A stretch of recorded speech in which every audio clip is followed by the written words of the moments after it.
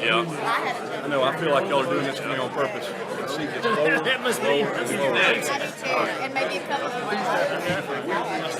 complaining about being short. Great night. Hey, Rob. Yeah. Who you talking Was to? the At 10 you o'clock. were Who you talking to? Good. Good morning, everyone. I want to be respectful of your time. I know everyone's glad to see everyone, and we're going to have plenty of time to catch up, but I want to get you out of here on time, too. I know you're all busy, so thank you all for being here, and thank the Judicial Council, and all the members for the work you do to advance justice in our state. I've got a couple of housekeeping reminders.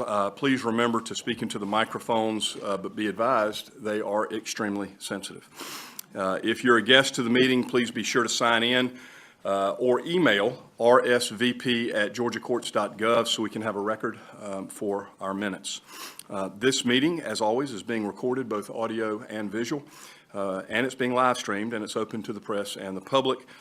During voting items, and to make things move more quickly, we're only going to be asking for opposition only. I have a couple of designee members that are here with us today that I want to recognize. First, recognize that Presiding Justice Peterson is unable to be with us here today. There's no designee for Justice Peterson, but I know he misses being here and always contributes greatly to our conversations. Judge Burt Guy, the President-elect of the Council of Superior Court Judges, is unable to be here, but he's designated Chan Caudell. Where are you, Judge Caudell? Chan, good to see you. I was in the Mountain Judicial Circuit yesterday and enjoyed being up there. Thank you for the hospitality. Next, Judge Ural Glanville is unable to be with us today, but he's designated Judge Alice Benton. Where are you, She's Alice? down here at the end. Alice, good to see you, and welcome to the Judicial Council. And Chief Judge Will is not here, and he's designated. Just when you thought you couldn't get rid of Al Pacino, Matt McCord is back with us again as a designee judge. Thank you, Matt, for being with us. We're honored to have you here. We have some special guests that I'd like to recognize. My longtime friend and former member of the legislature when I served, Judge Larry O'Neill of the Georgia Tax Tribunal. Where are you, Larry? Larry, welcome. Thank you for being with us here today. He has with him Christopher Perkins, who is law clerk. Chris, thank you for being here with us as well. David Amati. David from the State Ethics Commission is here, and you're going to hear from David here momentarily. David, we're always glad for you to be here and the insights you bring and the help you bring for the judges that rely on your commission. At this time, I'm going to ask Chief Judge Mercier. She's got a few announcements to make. Chief Judge. Good morning. Thanks for having us here today. I'm glad everybody's here on this lovely Friday morning. I will be quick, but I do feel it's important to recognize two very special people that are with us today. As of July 1st, we have a new clerk of court at the Georgia Court of Appeals. Chris Smith, if you will stand. Chris has been with the court for many, many, many years, was our deputy. Yes, very much. Our deputy court administrator until Steve Caslin retired, and we moved her up to clerk. And to fill her position, we are also thrilled. Very first day, we have Tamika Gibson. Tamika, with our court. Yes, very excited. Tamika was with our court for a while, and then went off to Fulton County, and then we snatched her back, and we are so very, very glad to have her. So thank you for that response. We couldn't be happier. Thank you. Y'all are going to do a great job. I had the pleasure of working with Chris when I was on the Court of Appeals. She's fabulous, and she's going to serve the public and that court very well. And we know Deputy Clerk Tamika Gibson will as well. So welcome to both of you for being here, and good luck in your new adventure. With that, I want to turn it over very quickly to Chief Judge Dear Jackson to recognize another special guest with us here today. Good morning, everyone. We have Philman Siam. He is here. He is a fellow, international fellow through the Mandela Fellowship Program based out of D.C. from Eritrea, Africa. He is a prosecutor in his home country, and he is here observing. Thank you. Well, thank you. Welcome. Philman is going to attend the Supreme Court oral arguments next week, so we look forward to having you at the court with us next week. With that, I need to administer the oath to the new members and the designee members. So will the following people please stand let's see, we start with Judge Chan Caudell, Judge Craig Ernest, Judge Maureen Gottfried, Judge Thomas Wilson, Judge Chris Hughes, Judge Greg Sapp, Judge Maureen Wood. Congratulations, Judge Wood. Where are you? She's right there. Congratulations. Has been just elected to Superior Court, so Congratulations, Judge Wood.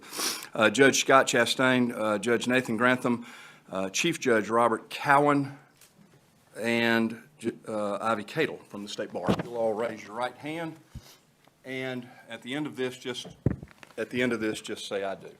I do swear or affirm that I will faithfully and impartially discharge and perform the duties incumbent on me as a member of the Judicial Council of Georgia, according to the best of my ability and understanding. That as a member of the Judicial Council, I will endeavor to improve the administration of justice of this state for the benefit of the public as well as the bench and bar. That I will strive to improve the judicial system of this state as a whole, as well as in its parts. And that I will support the Constitution of the United States and the Constitution of the state of Georgia. So help me God. If you agree with that, please say "I do." I do. Welcome and thank you.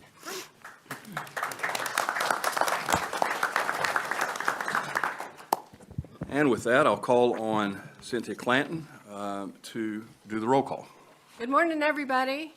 Morning. Morning. Chief Judge Mercier, Here. Vice Chief Brown, Here. Judge Grady, Judge Hamrick, Here. Vice Chief Harris, Here. Judge Chan Caudell, Here. Judge Stewart, Here.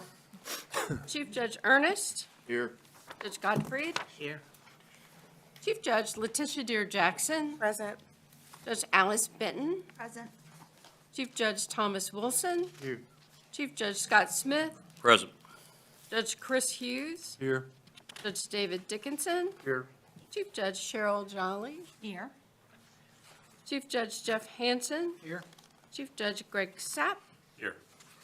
Judge Neil Brunt, Here. Judge Maureen Wood, Present. Judge Christopher Ballard, Here. Judge Scott Chastain, Here. Judge Robert Wolf, Here. Chief Judge Nathan Grantham, Here. Chief Judge Matt McCord, Here. Chief Judge, Was that cough on purpose? Chief Judge Robert Cowan, Here. and the Honorable Ivy Cadle. Here. That completes the roll, Chief. Thank you, Cynthia. With that, we're going to ask Maureen Wood, Judge Wood, to please lead us all in the Pledge of Allegiance. If you'll stand, the flag is behind some of you. And I pledge allegiance And to the republic for which it stands, one nation, under God, indivisible, with liberty and justice for all. Thank you, Judge. You all have in your packet, behind tab 1, the minutes of the April 12, 2024 general session of the Judicial Council. If you've had a chance to review those, I would entertain a motion Move to that they approve be the minutes. approved as submitted. Move to approve the minutes. Judge Jackson's made the motion. Is there a second? Yes, sir, second. There is a second by Judge McCord. Is there any further discussion concerning the minutes?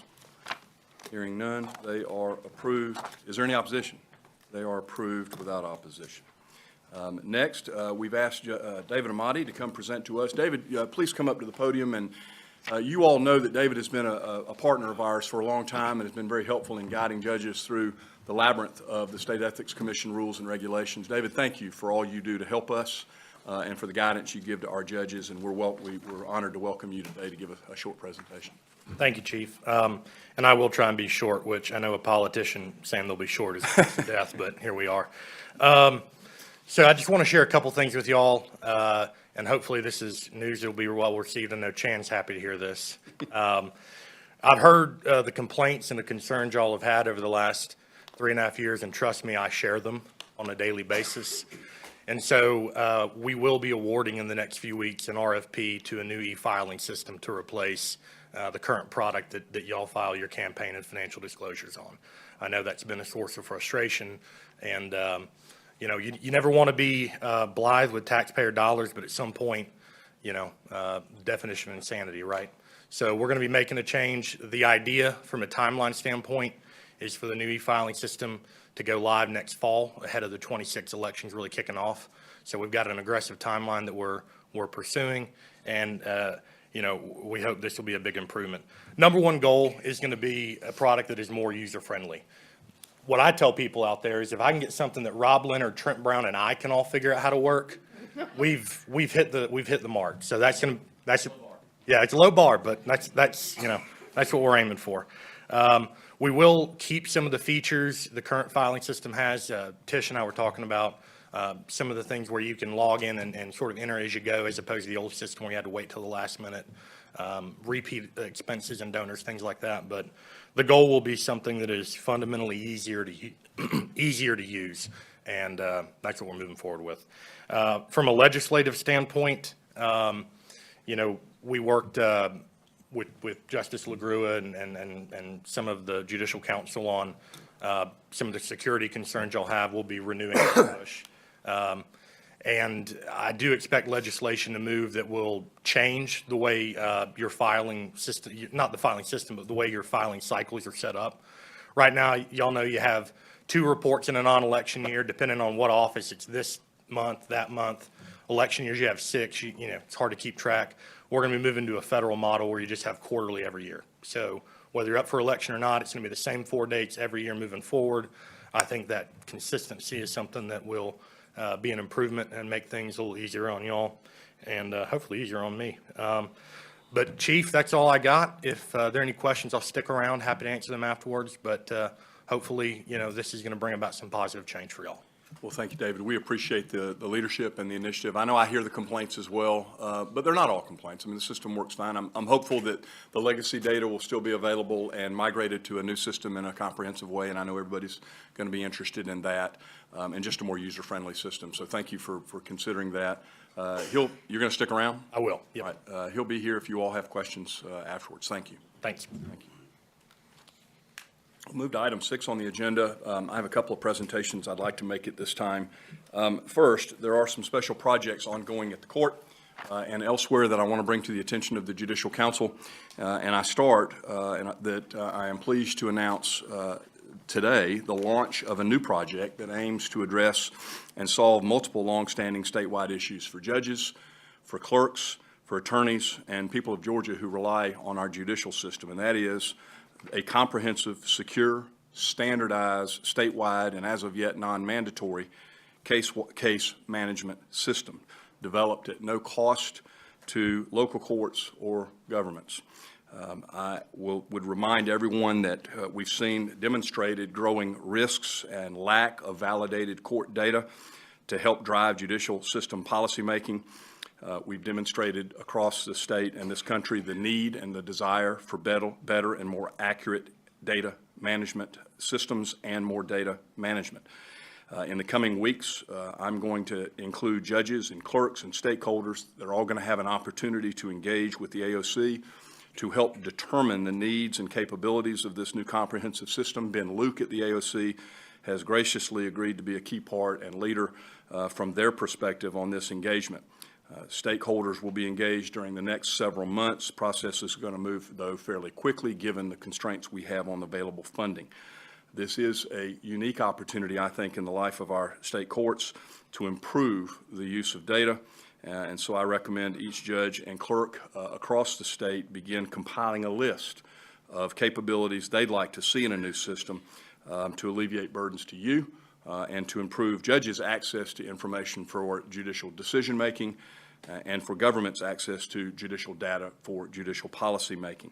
I am unable to make any additional details available at this point given the procurement process and guidelines that we have in place, but please stay tuned as a statewide case management system, which I reiterate will not be mandatory from its inception, but will hopefully be something helpful and useful to you across the state to better inform your decision making. So that's issue number 1 relative to case management systems.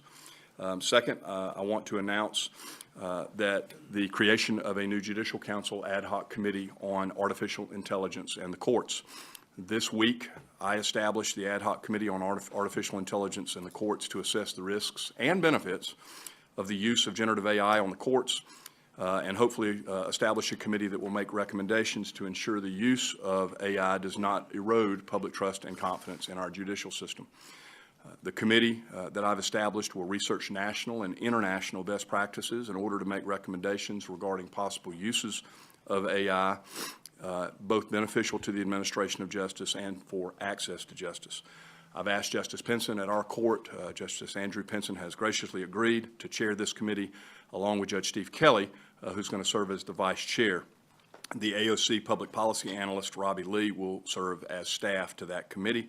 A copy of the order that I created and that outlines the breadth and depth of the scope of the work of that committee is included in your materials behind tab 9. You will note on And that. we've also got extras up front. You will note that I've listed not an inclusive list of summary topics, but 10 topical areas that I've asked this committee to take a look at. You all have been dealing with AI. AI is not new to our courts. Lawyers that practice in our courts currently use AI if they're using any research tools or otherwise. But there are growing trends and growing concerns, but also growing benefits surrounding the use of generative AI. I hope this committee will help establish some parameters and some best practices. We also expect to collaborate with Ivy Cadle and the State Bar because the State Bar has implications and concerns around these issues as well. And Mr. Cadle, thank you for being with us and for your conversations with me surrounding this. And you will be hearing more from Mr. Cadle and I in the future concerning this collaboration. So those are two special projects that the court has led on and is working toward. I look forward to your feedback and your inclusion in this important work. Next, I want to move to item 7 on the agenda, which is Judicial Council Committee reports. I'll draw your attention first to tab 2 as I give an ARPA Funding Committee report. You all have been very actively involved and helping engage courts in the proper use of ARPA funds. But I want to give you a fairly lengthy update because we're getting close to the end of the ARPA grant program, and we've got some changes that I'd like to announce. So first, where we are, this fall marks 3 years since Governor Kemp allocated $96 million in American Rescue Plan Act funds to the Judicial branch for the creation of the Judicial Council ARPA Grant Committee, which is overseen by the ARPA Committee for the sole purpose of addressing backlogs of court cases, prioritizing cases involving serious violent felonies. Since that time, the committee has granted or obligated nearly the full balance of the original $96 million. A recap of grant awards is as follows. In calendar year 22, $44.1 million was granted to 42 circuits. Of that amount, $15.5 million was expended. In calendar years 23 through 25, a total of $75.7 million was awarded to 39 judicial circuits. That included $19.7 million in AV equipment modernization funding to 31 circuits, which became eligible for those expenses in mid-2023. So $37,611,000 was spent by those 39 circuits as of July 31st of last year. That award period ran from 1/1/23 to 12/31 of 25. So 46 of Georgia's 50 judicial circuits have now received ARPA funds since the program began in January of 22. A total of $53,184,247, or roughly 53% of the total ARPA grant has been utilized by 42 circuits as of July 31st of this year. I remind everyone that in July of last year, in collaboration with the Governor's Office of Planning and Budget, we announced some enhancements for that program. First, we extended the program and got permission to extend the program through December 31st of 2026. It was originally scheduled to expire at the end of this year. The extension of the performance period for all grants through December of 25 was also accomplished. For calendar year 26, that's coming up before you know it, we plan for a 9-month grant program, subject, of course, to available funding. Since allocating nearly the rest of all available funding in the fall of 23, the committee has approved amendments to current awards but has not approved any new funds. Circuits have been encouraged to focus their spending on spending their awards timely, especially as it pertained to any carryover funding from 2023 awards. And in fact, with respect to how you all are spending those funds, in May of 24, the committee discussed and indeed adopted a use of funds policy to provide benchmarks for circuits spending these award funds to ensure that the funds are spent within the prescribed period. Shortly, if the money is not spent, it will go back to Treasury. There are circuits that want to spend the money. Some circuits aren't spending in a timely fashion, and so we want to make sure funding gets expended, but also that we don't leave money on the table. I remind people that the use of fund policy and the benchmarks stated in said policy do not apply to AV equipment modernization grants. Circuits, of course, though, that are in violation of other aspects of that use of fund policy are subject to recoupment of those funds by the committee and reallocation to new applicants or other current awardees. We've begun outreach to those circuits projected to be under the first spending benchmark. And just to give you an idea of what that benchmark is, the use of funds policy requires that 25% of your granted funds must be expended by September 30th of this year. Indeed, most of the circuits will receive communications from the ARPA staff next week. We're going to hold administrative hearings to consider responses from those circuits. Most funds are being spent in accordance with the use of fund policy. We have a couple of circuits that have spent zero of the money that has been awarded to them, and we've had communications with them as well. The regularly scheduled fall application period that is upcoming will be from August 30 through September 20th. The committee is going to accept applications for amendments to current awards. So amendments to current awards, including requests for additional funds, and new awards for calendar year 25. You'll hear from the ARPA committee about that. If you have any questions, you can reach out to them. After the committee's October meeting to determine whether there's going to be any new funds available, we're then going to meet in November to consider applications submitted. I remind everyone that, as always, all awards of the ARPA committee are subject to the availability of funds, and an application for new funds does not guarantee that there will be money available to be awarded. In accordance with the program's extension that we received from OPB just this week, I signed an order extending the committee's term through December 31st of 26. You have a copy of that order in your materials. I remind you that the AOC ARPA fiscal team continues to work closely with circuits on budget and reimbursement processes. I ask you to visit the ARPA website for the most up-to-date information available and documents regarding the upcoming application period. Those documents will be posted early next week. Please also watch for meeting notices. You'll receive those from Tracy Mason at the AOC. I look forward to continuing to work with the committee. I thank you all for your stewardship of the funds that you have received. I hope you have found that those funds have worked well for you and your respective circuits, and not only helped do what the governor initiated originally, which is to help move serious violent felony cases, but also helped, now that we have use of AV equipment, helped advance technology resources for you to use in your courtrooms. So that's my report relative to ARPA, but I wanted you all to be aware that program has been a success and is working toward, however, its end, and I want to make sure we have funds available for those circuits that are still relying on those funds for resources. So with that, that'll wrap up my ARPA committee report, and I will next turn to item 7B and Chief Judge Mercier for a legislation committee report. Thank you. Thank you, Chief. A written report is provided in your materials behind tab 3. The committee met on July 18th to begin discussing legislative items for the 2025 session of the Georgia General Assembly. We do not have any specific legislative items to take up today. There is one matter regarding court reporting and digital takedown. However, that is not ready for presentment to this body today as discussions with stakeholders are continuing. As a reminder, when we do have legislation proposals to submit, the committee makes those recommendations in concept only and not on exact language, as the nature of the legislative process is fluid and we remain engaged with our partners and stakeholders throughout the process. We do have one action item that we do need to take up today. It's the one that we take up every year at this time, which is the authority to act. As you know, the legislative session can move quickly sometimes, and the committee sometimes has to make decisions rather quickly, and there may not be time to reconvene the entire council. So with that, I have a motion today for the authority to act, which will go into effect in the next General Assembly session. The committee requests approval to make decisions or take positions on legislation and related policy issues on behalf of the Judicial Council during the 2025 legislative session when time constraints prevent the convening of the full Judicial Council. Is there a motion that be accepted?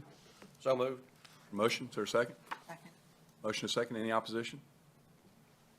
Passes without opposition, Judge. Perfect, thank you. The committee will meet again in November. We do not have a specific date for that yet, but as soon as that becomes available, we will make that known. We continue to ask everyone to share information and legislative initiatives through the committee, even if they affect only one class of court, so that we can speak, as always, with one voice and coordinate as the judicial branch. If you do have any questions or concerns, please reach out to Presiding Justice Peterson or Tracy Mason, and they will be happy to assist you. Thank you.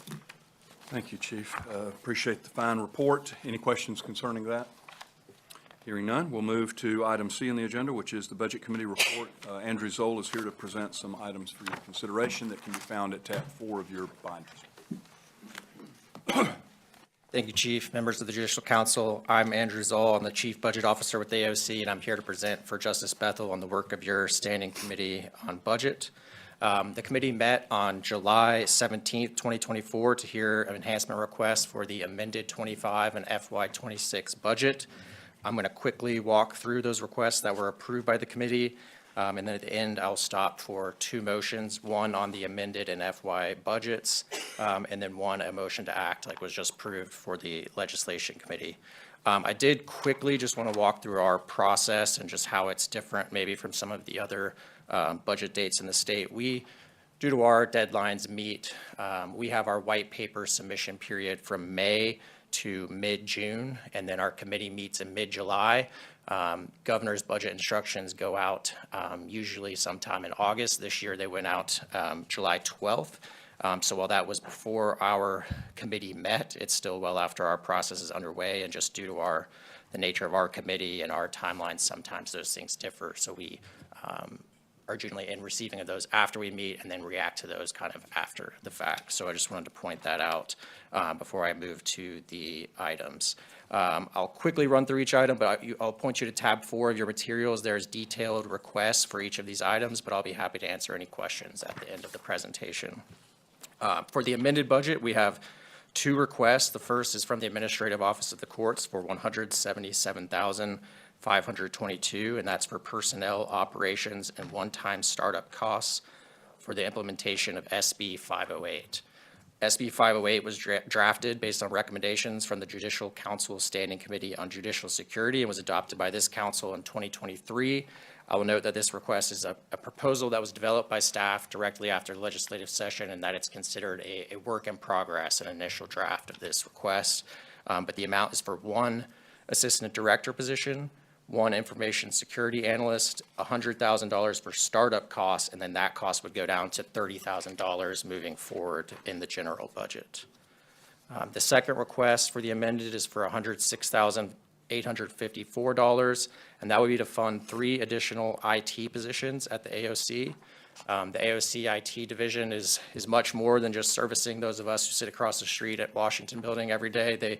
They serve individual courts. They serve many different groups throughout the state government, and they're responding to increased demands for its services driven by needs of customers, legislation, and support of filling the AOC's mission to support the efficient administration of justice in Georgia. They are requesting 1 systems engineer, 1 AV support technician, and 1 court tools specialist position, which will help support the juvenile court case management project that's being deployed throughout the state currently. And those are the only 2 requests that we have for the amended budget. So I'll quickly run through the FY26 general budget. The first 2 are going to be very familiar because they're the 2 I just spoke about. It's $340,086 for the full year of SB 508 implementation. The second request is the annualization of the 3 IT positions, which comes out to $427,416 in the general budget. The next 2 are also kind of continuing projects that council members will have heard before from this budget committee. The Standing Committee on Access to Justice has submitted an enhancement request of $100,000 for grants to promote legal self-help centers throughout the state. These legal self-help centers are especially needed in areas where there's low attorney population or no attorney population in the area. We have 10 Georgia counties that have no attorneys, 25 to 30 that have 10 or fewer lawyers.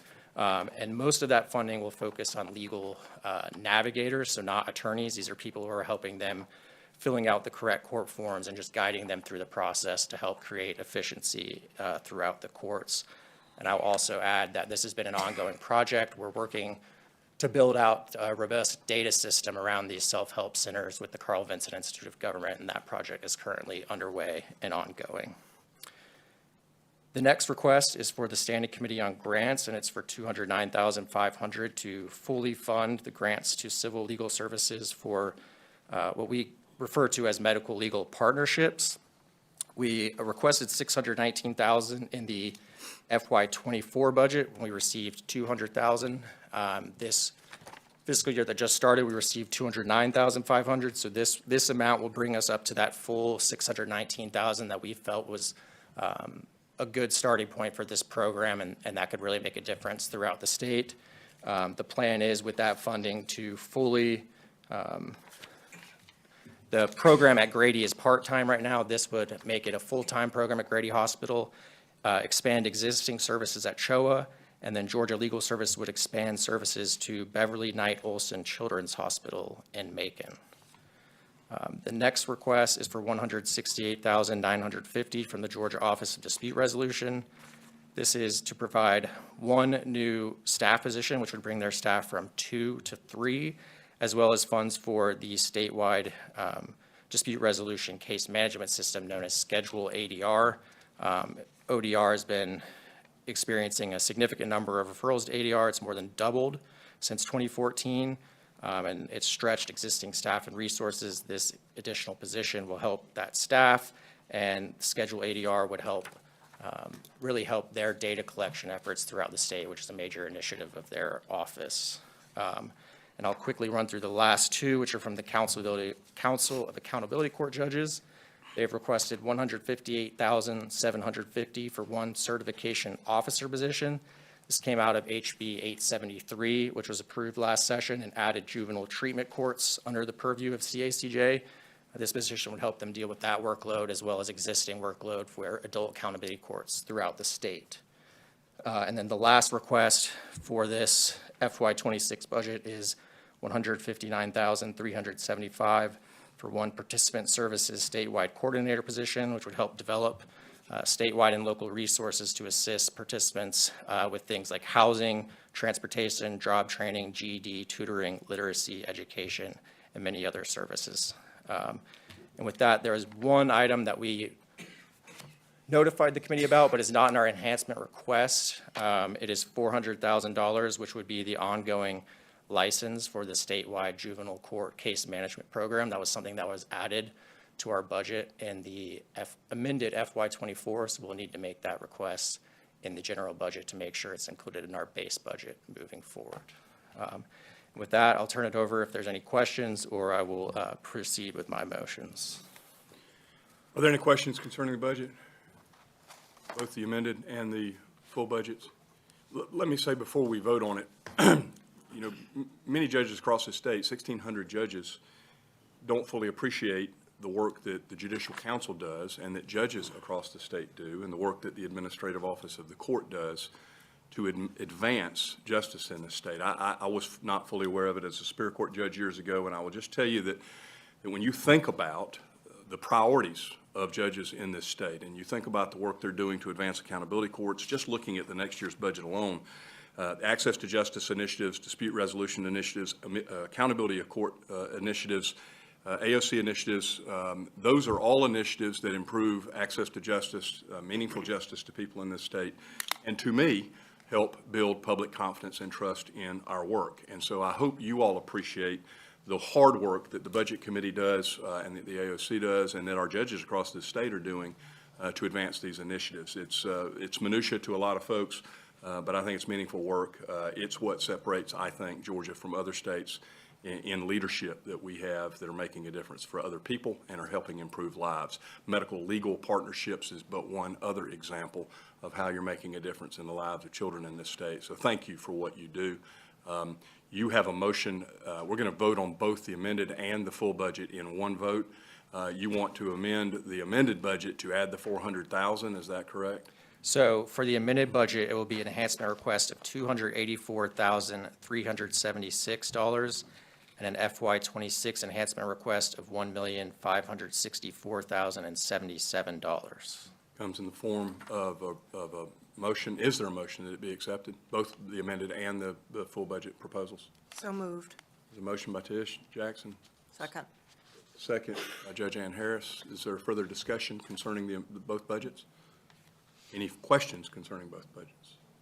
Any objection concerning the adoption of both budgets? Hearing none, they are adopted. Thank you.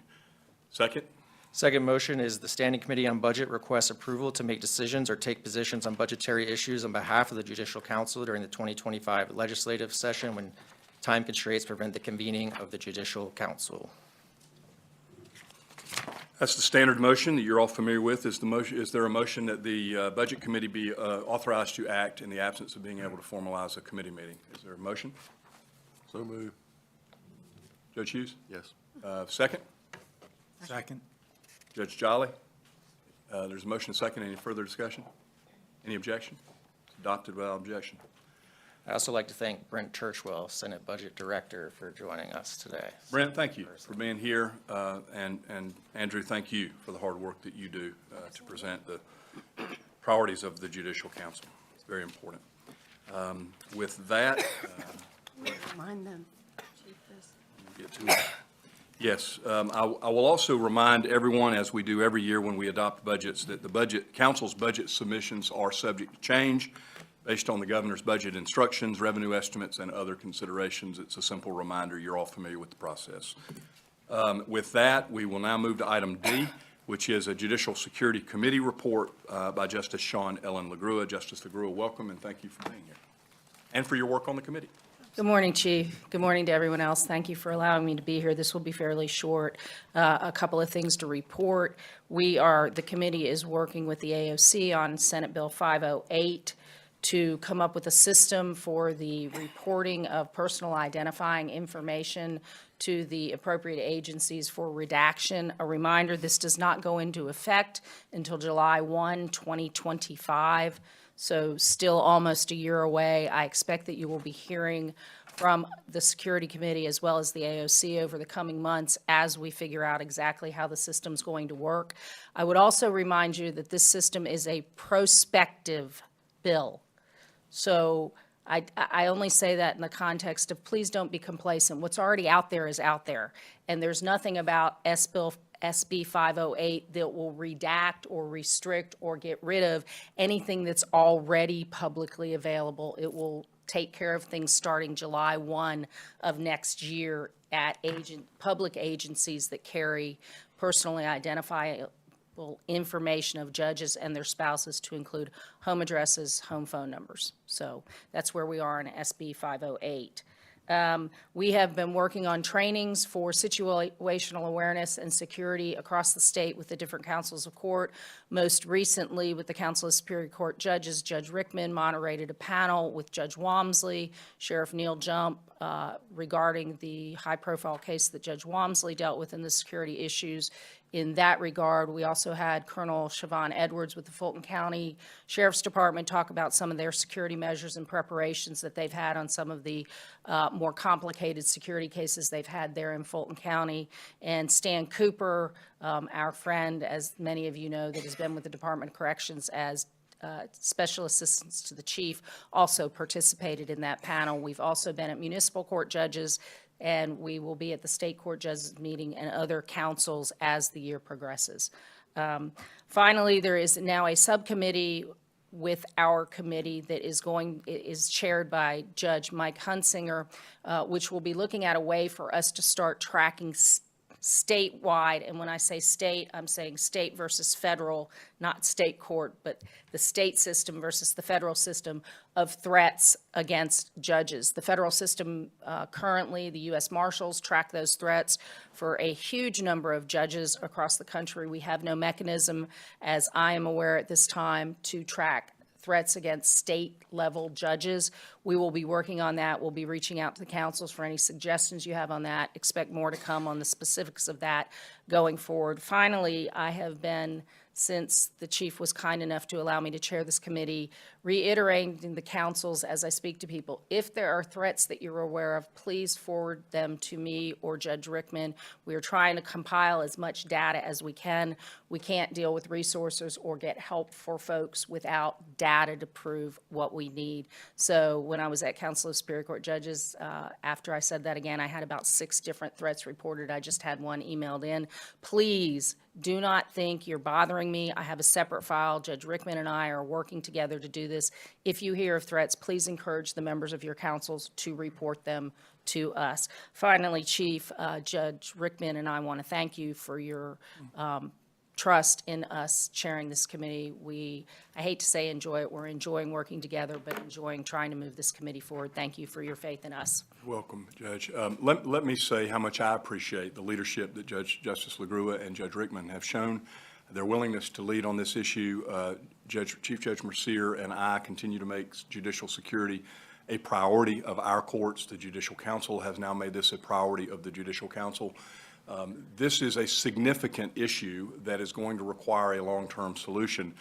You should know that Congress is also taking a look at how they might be able to pass legislation to protect state judges, which is very unusual for Congress to be engaged in, but I think it's demonstrative of the fact that they recognize that this is a growing problem.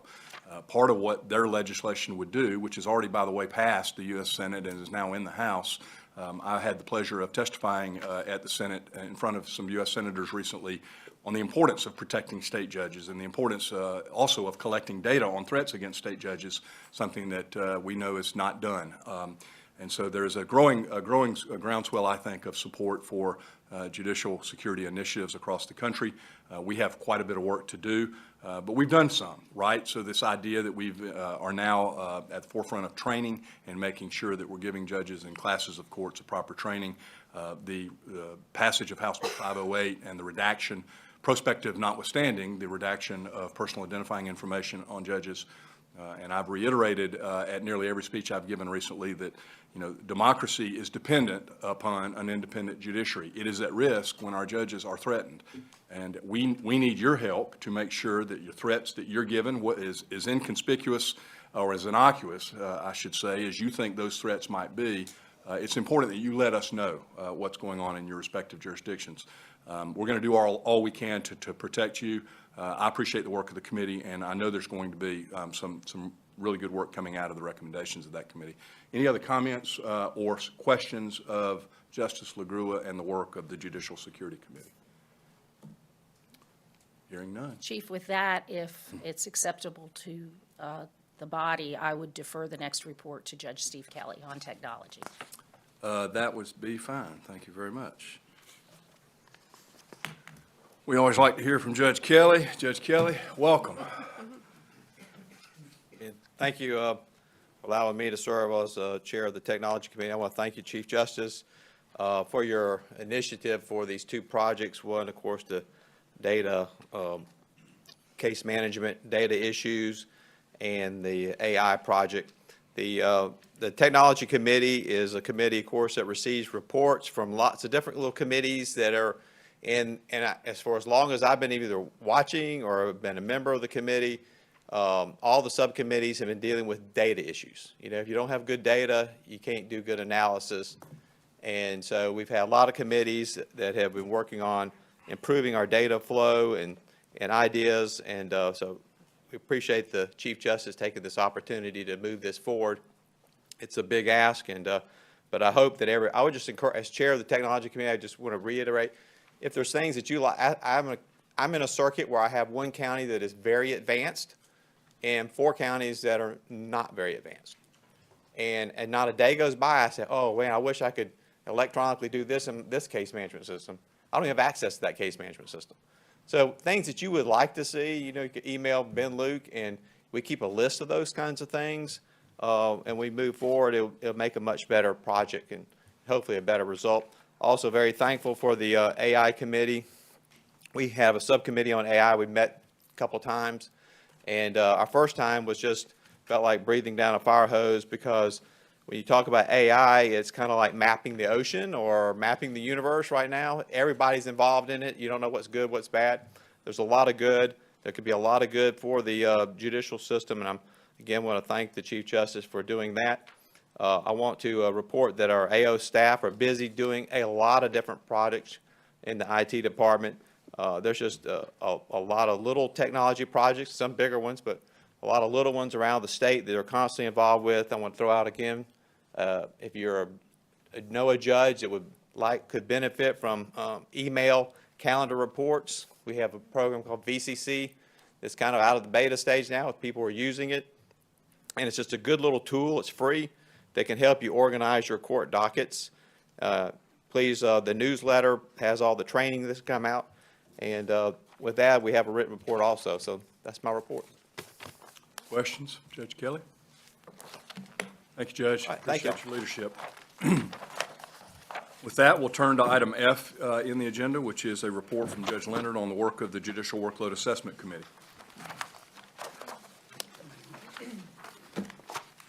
I noticed the agenda said 25 minutes. I'm confident we can do it in 5, Chief. I am as well. Go. All right, all right.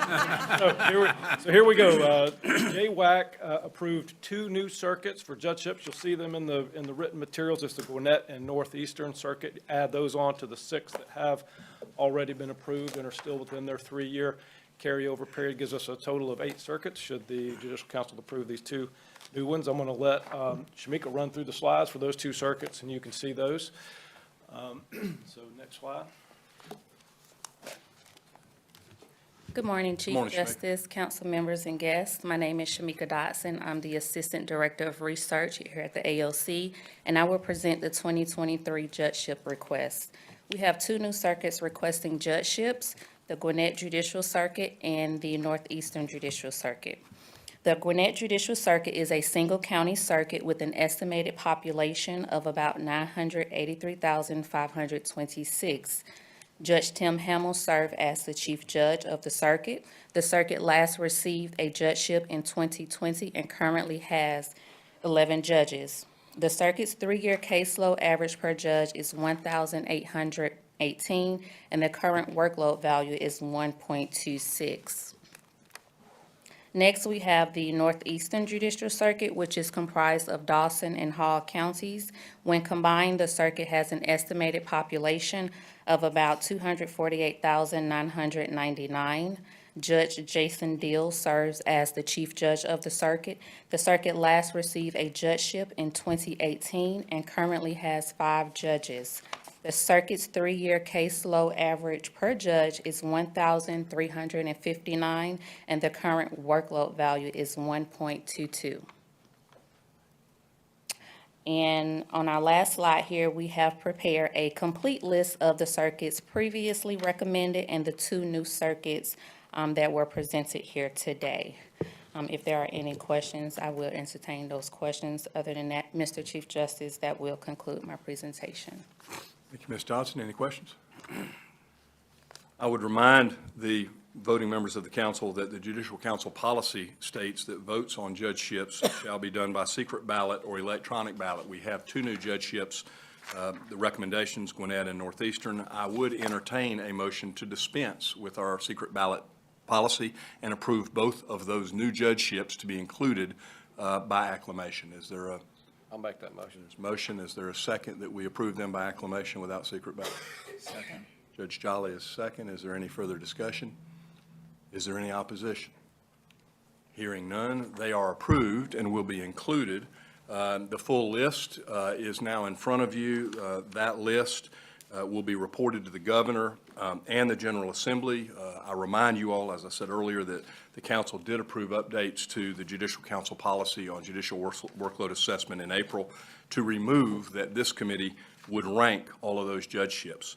The Judicial Council report to our legislative and executive branch partners will list the circuits by the judicial workload values per judge, as you see before you, and so that'll be the list that gets sent over.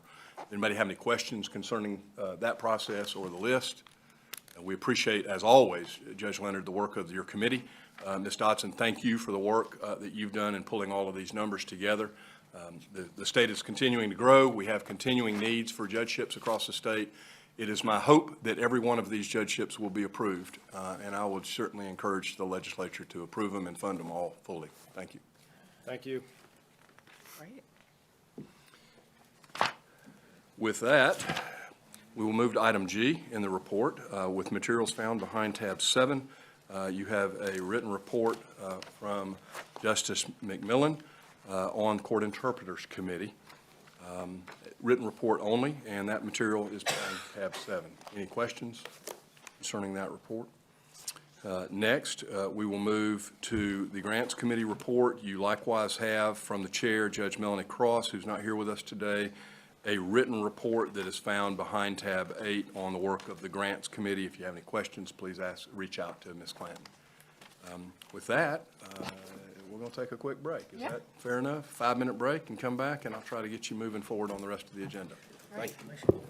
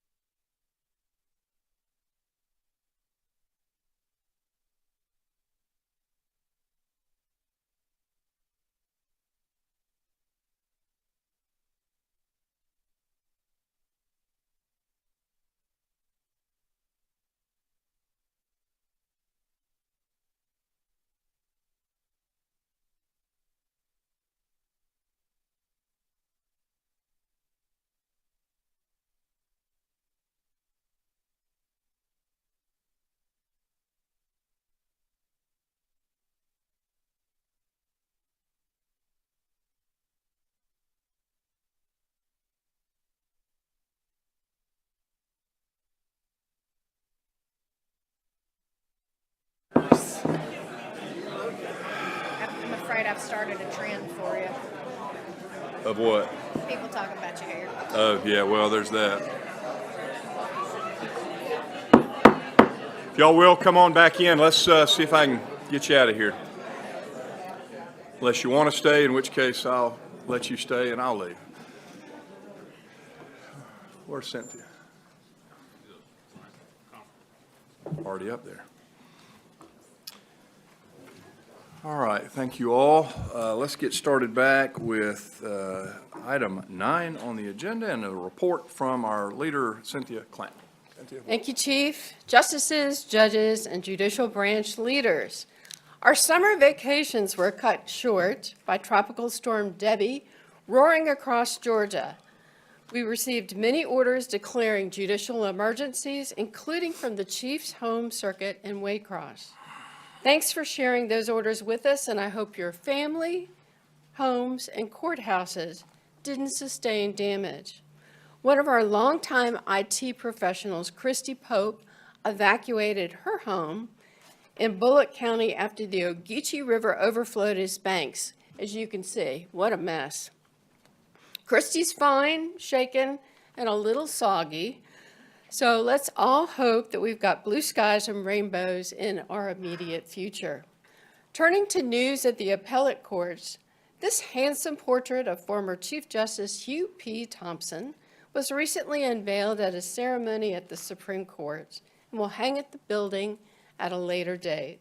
Justice Thompson served the court for many years and was the Judicial Council chair when I became AOC director 9 years ago. He was a wonderful justice and mentor. After 25 years of dedicated service, Court of Appeals presiding Judge Yvette Miller announced she's going to retire from the court at the end of the year. We've enjoyed working with Judge Miller over the years. Superior Court Judge Wade Padgett joined the Court of Appeals, and attorney Chris Cooley-Smith was promoted to serve as the court's new clerk, yay, and Tamika Gibson became the deputy clerk. Again, congratulations. Finally, we mourn the loss of Judge Dorothy Beasley, the Court of Appeals' first female judge. Here is Dorothy Beasley, along with Chief Judge Mercier's swearing-in ceremony, flanked by 4 other judges who have also served as the Court of Appeals Chief Judge. An impressive group. In court council news, the Council of Superior Court Judges held its summer conference in late July, and our IT team was invited to have an information table there, and staff spoke to judges about their many IT needs. Pictured here are Christy Pope, after her house flooded, so she's smiling, and our Chief Technology Officer, Ben Luke. Thanks for having us. At its spring conference, the Council of State Court Judges presented our friend Deborah Nesbitt with this year's Bob Bray Award for exceptional service for Deborah's many years of leadership and work to create pilot DUI courts in Georgia many years ago. Council of Juvenile Court Judges held its spring conference in May, and pictured here is Judge Neil Brunt being sworn in as president. Council of Probate Court Judges held a spring conference in April and welcomed new President Chris Ballard and President-elect Judge Scott Chastain. Over 140 magistrate court judges from across the state were in attendance at the mid-April at the Magistrate Court Judges Spring Recertification Conference.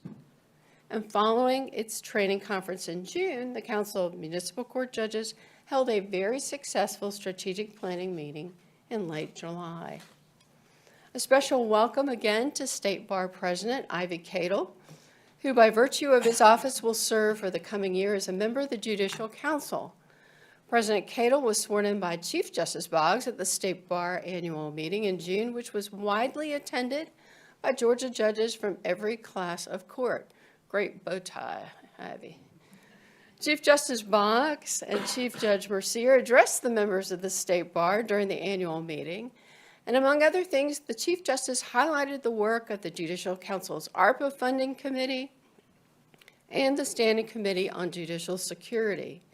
Chief Judge Mercier honored her Court of Appeals judges for their unmatched independence, wisdom, courage, and integrity because, as she noted, The rule of law is only as strong as the people willing to uphold it. Many awards were presented to judges during the State Bar meeting, including to Fulton County Juvenile Court Judge Juliet Scales, State Court Judge Al Wong, and retired State Court Judge Bill Adams. Superior Court Judge Shavita McCamey received the Excellence in Bar Leadership Award. Superior Court Judge Lawton Stevens received the Tradition of Excellence Award, and presiding Court Judge Renata Turner was honored with the Judge Willie Levitt Award. Also at the State Bar meeting, the Supreme Court's Committee on Justice for Children, chaired by Justice Charlie Bethel, presented its 2024 Hines Awards to attorney Amber Walden and DFAC's case manager Tara Broadhead. Pivoting to other court news, the Judicial Council Committee on Court Interpreters held a 2-day workshop in mid-April where the instructors helped students prepare to become licensed court interpreters. The committee also live-streamed a training session from this very room on the effective use of interpreters in the courts, led by Chief Judge Norman Quadra. Special thanks to Bob McAteer, who's hiding behind the screen, and his IT team at the Supreme Court for their technical assistance during that training. And as you can see, it was a really sophisticated operation. The National Center for State Court paid us a visit last May to discuss ongoing work to improve case counting in Georgia. Here, the National Center representatives were pictured with our research team. Many years of hard work by the Child Support Commission came to fruition when several changes to the child support guidelines became effective July 1, including update the child support obligation table for the first time since 2006. Thank you to the judges who serve on the commission, Juvenile Court Judge and Chair Michael Key, Court of Appeals Judge Ben Land, Superior Court Judges Emery Palmer, Connie Wilford, Lisa Colbert, and Juvenile Court Judge Lisa Jones. The AOC Child Support team of Kurt Bryan and attorney Noel Lajou Alvarez have been presenting on the updated laws and were just interviewed for the Good Judgment podcast.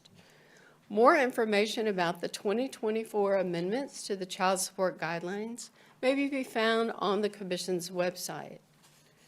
The AOC's IT division continues to host meetings on the Criminal Case Data Exchange Board, CDEX, which met in June and approved guidelines and best practices for criminal data exchange in Georgia. The CDEX board will now focus its attention on training and outreach for different stakeholders in Georgia's justice system. Lots of judges were on hand for several important bill signings at the state capitol this year. Pictured here with Governor Kemp, our municipal court judges for their council's House Bill 456, and judges from various classes of courts for the Judicial Security Bill, Senate Bill 508. We've published our annual summary of enacted legislation passed during the 2024 legislative session. This summary is a handy reference providing summaries of bills and resolutions pertinent to Georgia's judiciary.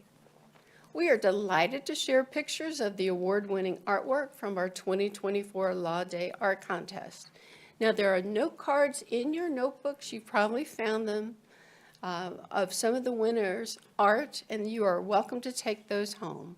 Special thanks to Chief Judge Ballard, Chief Magistrate Court Judge Cassandra Kirk, and Probate Court Judge Lisa Blunt for participating in award ceremonies for Georgia's talented and inspiring young artists. The AOC continues to work to foster community engagement, especially with Georgia's students. We appreciate Superior Court Judge Rachel Cross and Fulton County Probate Court Judge Kenya Johnson, pictured here, as well as City of Alpharetta's Chief Municipal Court Judge David Will, for speaking with elementary students in Fulton County. Please note 2 important hires at the AOC. Christy Collier, who is right here. Christy, stand up. Will be the primary staff person for the Judicial Council's Board of Court Reporting, Committee on Court Reporting Matters, and the Committee on Court Interpreters. Christy is a former clerk and court administrator with 18 years, and we're thrilled to have her. Most recently with the Municipal Court of the Union City. And she's also a member of the Board of Directors for the National Association of Court Management. Thank you, Christy. As of August 1st, Abigail Horvath has joined the ARC's Governmental Affairs team, working with Senior Assistant Director Tracy Mason. Most recently, Abigail was the staff at Georgia Tech, Go Jackets, working with former legislator Burt Reeves. She is versed in discussing budget matters with the legislature and worked for the Georgia Senate, so her experience is going to be really helpful to the Judicial Council during the upcoming session. We congratulate our friend Cheryl Karunas on her new role with the Council of Superior Court Judges. Thank you to Judge Megan Kinsey of the Butts County Magistrate Court, who spoke to us via Zoom on our all-ARC staff meeting in May. And now, I'd like to welcome our newest members of the Judicial Branch family. First up, we have Probate Court Judge Scott Chastain's adorable grandson, Weston. Not a proud grandpa, are you, Judge? No, maybe just a little, just a little. We also have DCA Grace McGowan's daughter, Rose. What a beauty. AOC IT staff member Amber Range's new son, Cooper, and Justice LaGrua's staff attorney has a brand new puppy. Now, it looks more like a bear, but you said it was a puppy, right? And the puppy's name is Pluto? Pluto. That is a big puppy. Now, this last photo is not a baby, but it's Judge Jadania Baker's lovely daughter, Bailey, who said grace before the judicial section luncheon at the state bar meeting. She was just so cute, I had to share them with her. The AOC is a service agency for Georgia's judges and a statewide resource. We exist to serve all of you. Please call me anytime we can support the important work you do each day to improve justice. Thank you very much. Well, thank you, Cynthia. Questions of Ms. Clanton? I want to thank you, Cynthia, and your team for the exceptional leadership, the great work throughout the year in representing the courts in such a great fashion. Kristen, you and Abigail, thank you and welcome to the Judicial Council and to the AOC. With that, we're going to turn to reports from courts, councils, and the state bar, beginning with my report, which is behind tab 10, and I rely on my written report as submitted. With that, Chief Judge Mercier. We'll stand on our written report as well, Chief. Thank you. Statewide Business Court, Judge Hamrick. Stand on our written report. Thank you. Thank you, sir. Council of Superior Court Judges, Vice Chief Judge Ann Harris. Stand on our written report. Thank you, Chief. Next, Council of State Court Judges, Chief Judge Jeff Hansen. We'll stand on our written report. Thank you. Thank you, Judge. Council of Juvenile Court Judges, Judge Neil Brunt. I'll stand on the written report. Thank you. Thank you. Council of Probate Court Judges, Judge Ballard.